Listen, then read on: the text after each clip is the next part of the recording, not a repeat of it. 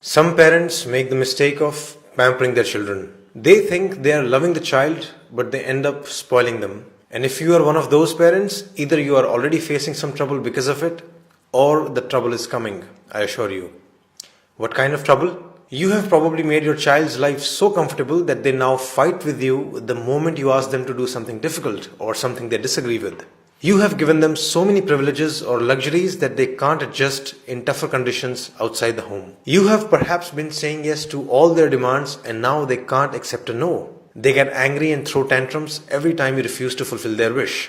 You have maybe given them so much that they don't even value any of it. In short, they are spoiled. Why do parents do it? There could be many reasons. You want them to have the life you never had. You don't have time to spend with them and thus you just shower them with toys, gifts and luxuries. Or maybe this is how you actually show your love. You don't know any better way. Or possibly you think your child will hate you if you say no to them and you want your child to love you, at least more than they love your spouse. Whatever the reason you might have for pampering your child, my recommendation to you is very simple.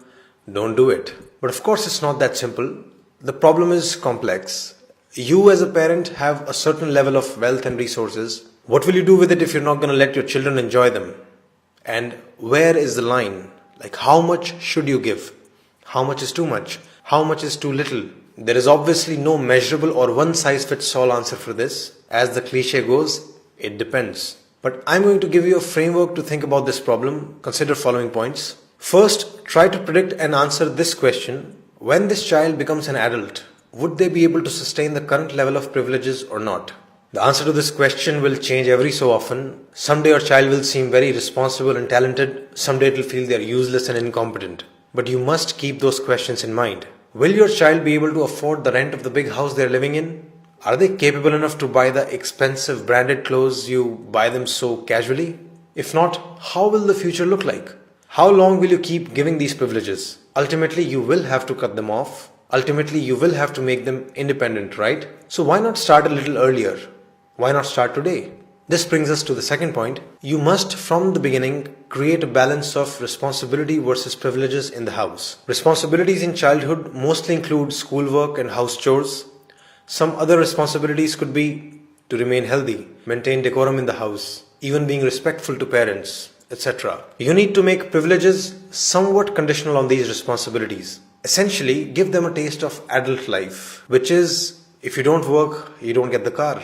Third, ask another question to yourself. Are you giving them resources for their growth or for their pleasure?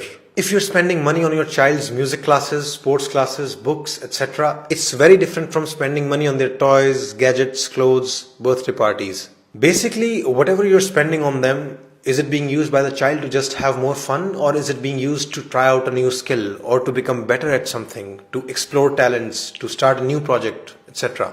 The problem would begin when you start spending excessively on their fun without proportionately spending on their talents and growth. So make sure you're investing proportionately in their joys and their talents. Fourth, are you making them grateful towards what you're giving them? If you think, oh, I'll give them everything and then in future the children will love me. Bad news. It won't happen like that. They will most likely take everything for granted. More often than not, you'll just find them complaining about the things they didn't get. So it's your job to make them realize the value of what you're giving them. It's your job to make them thankful for it. It's your job to tell them that millions and billions of people probably don't have the same privileges. They must realize the value of everything you're giving them for free. Like, why spend so much money and time on them only to be hated later? You give them everything and they grow up resenting you and not talking to you? What's the point of it all? Who did you do it for? So gratitude must be taught to them explicitly. And first step there would be to show gratitude to your own parents consistently. Fifth, you must make your child experience no from time to time. They must learn to deal with it. Of course, don't do it arbitrarily. Say no only when you have good reasons to say no. But do say it when needed. The main thing here is to learn to not be afraid of the child's anger or tantrums. In fact, if they show tantrums or anger, then you'll have to become even more strict in saying no. Your goal is to make sure that they accept your no with respect. And your objective is to teach them that their anger and tantrums will never turn a no into a yes. If you get scared and say yes to avoid fighting with them, you're only making